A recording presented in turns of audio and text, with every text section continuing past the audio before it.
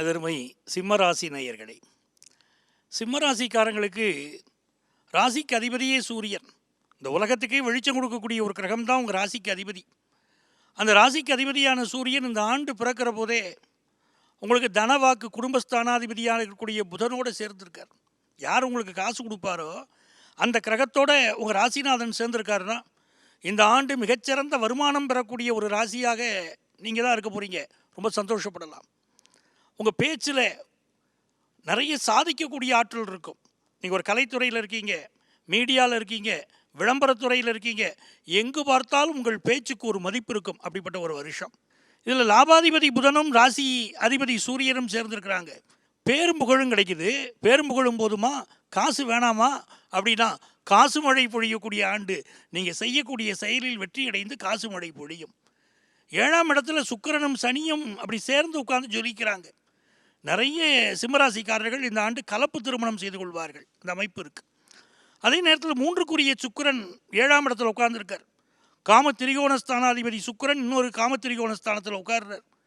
இந்த ஆண்டு மிக கவனமாக இருக்கணும். உங்களுடைய நடத்தையில், ஒழுக்கத்தில் கவனமாக இருக்கணும். சில நேரங்களில் தவறுகள் செய்துவிட்டு மாட்டிக்கொள்ளக்கூடியவர்களாகவும் சிம்மராசிக்காரர்கள் இருப்பாங்க. இந்த சனி பகவான் மெல்ல நகர்ந்து அட்டமஸ்தானத்துக்கு போகிறார். எல்லாரும் ஒரு பயத்தில் இருக்காங்க. அஷ்டமத்து சரி ஆரம்பிக்கிறதே, என்ன பண்ண போகிறாரோ.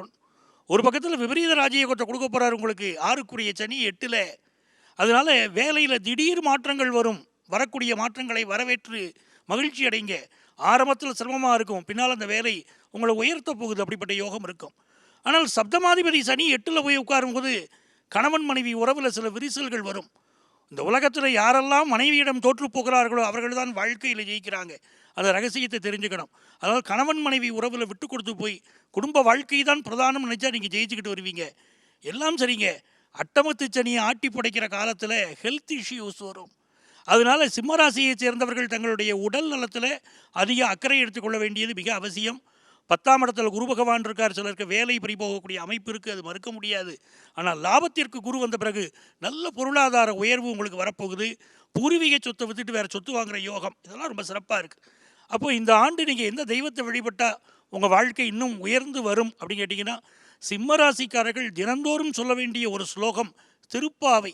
அதை தினந்தோறும் நீங்கள் உங்கள் வீட்டு அறையிலே ஆண்டாளருடைய அந்த திருப்பாவையுடைய ஸ்லோகங்களை சொல்லிகிட்டே இருக்கணும்.